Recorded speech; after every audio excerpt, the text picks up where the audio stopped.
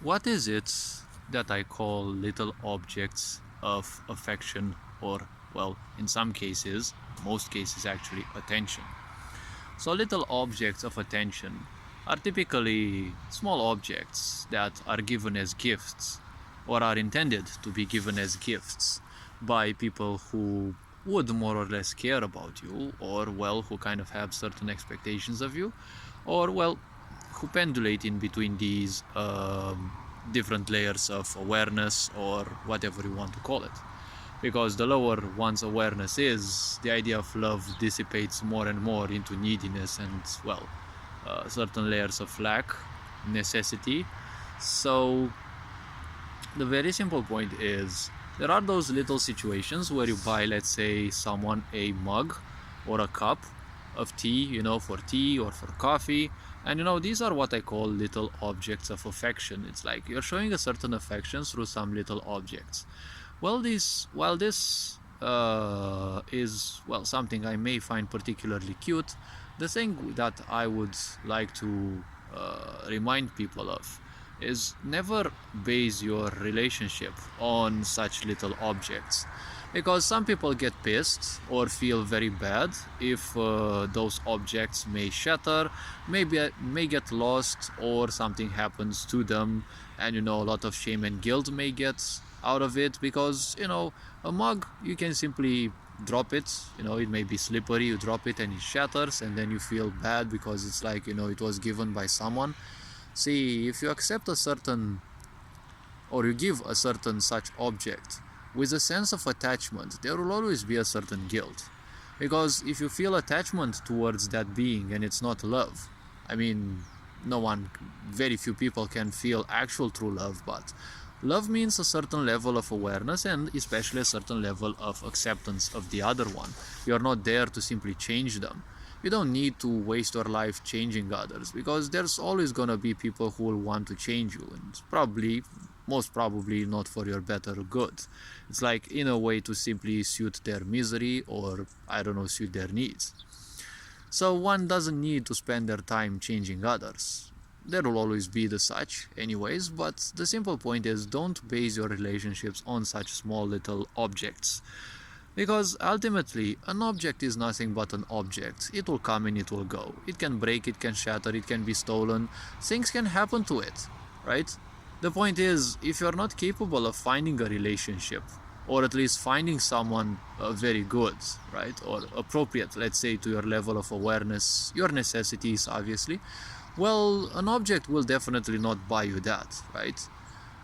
Objects will buy you relations from somewhat needy and or fake people, because let's be honest, a relationship means a communion of a certain level in between individuals, right? And a communion in a way means that certain boundaries are crossed, obviously, and it is allowed, but at the same time certain boundaries exist or should exist, and at the same time certain chores are handled, respectively or together. But the very simple point is, an emotional bond is created, right?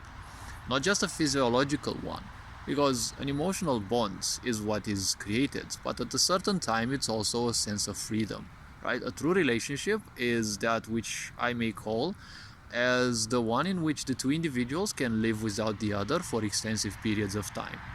That is one reason why a lot of people who are miserable, they end up in miserable relationships, is because they end up feeling extremely needy and they have expectations of others to fulfill their things. So they may feel that if they buy them little presents of attention, they might actually,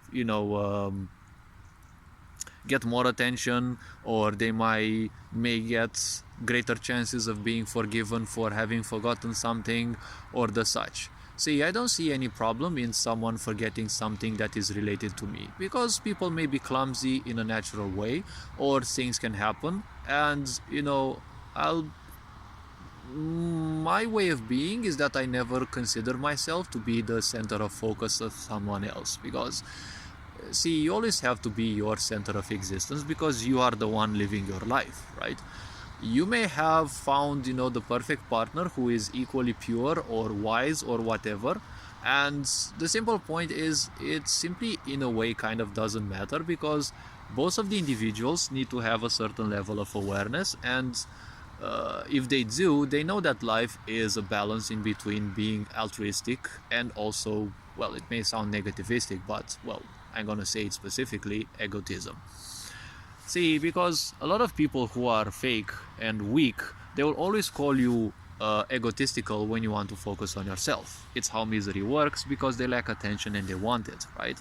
Many people also, they are lazy, they don't want to do things, so they want, or they worse, they expect you to do those for them. So, little chores, let's say it's not much of a tragedy, but, if it becomes something repetitive, well, then that's a problem, right? I've lived with such people, surrounded by them, and, well, they're like everywhere. I'm not presenting myself as the ultimate example of the such, but, we all have our little traumas, we all have our little events in life. So a sense of egotism is also in this. Make sure that you can ensure your survival, because if you can't ensure your survival too much, well, it's gonna be hard to ensure it for someone else, right? When it comes, for example, to women, typically, not always, typically, women tend to, how to put it, to seek for a mate, right? For someone who is somewhat better. Not because women would be inferior or they would be, subservient or something, don't get me wrong. But typically, women have a certain sense of, they need a certain sense of security, so that they have a child and a family, because that's mainly an inner function of theirs, right? Because subconsciously every woman seeks to have a family and obviously children, but times can be difficult, so they need all the means necessary so that family can be founded, because family is a certain level of bondage to a certain place, and if certain bad things can happen, it's kind of be hard to simply move away, or, well, all sorts of things and ideas, but still, raising a child is not the easiest thing possible, right? So if we are to think about life as is, typically, for example, women would seek men who would be stronger than them, probably taller than them. It doesn't matter, all sorts of things. Why not probably even more, even richer than them? Because why not? You need money to create and to sustain a family. Because creating a family doesn't cost much, but supporting and sustaining one obviously does, right? Maybe they will be seeking for someone who's more romantic, or I don't know. If you pair that with, for example, the idea of people feeling down, because we live in a miserable society where people always call you names and pull you down, well, that's also going to be a case, because if a woman feels down, she will obviously seek someone who can uplift her, right? So, well, this is not necessarily the case. I'm deviating from the main subject. So the thing is, little objects of affection, they're not necessarily much. Little objects of affection or attention or neediness, depending on level of awareness, can be like literally anything, right? Because if you look at certain levels of awareness, the awareness has many, many, many levels. And, some people are just needy. And, when people are miserable, basically, sexuality will feel as if it is the ultimate for them. That's why miserable people typically have a lot of, people they sleep with and the such. So little objects of affection for them may be, I don't know, maybe sexual toys, maybe things sexually oriented, right? Like books, or magazines, or things that in a way hint at that, because miserable people think a lot about sex, because it kind of feels as if it is the ultimate liberation to them, right?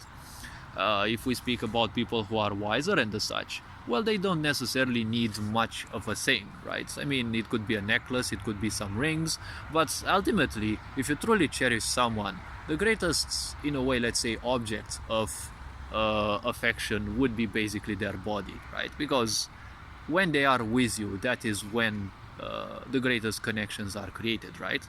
I mean, sure, they may depart sooner than you, but the connection may still exist, right? Because they still have those memories which they cherish. So hopefully this video was, well, raised a bit of awareness. It was introspective in a way or another. And, well, this being said, take care. live life and you are appreciated. Have fun. Ferenc on board, signing out.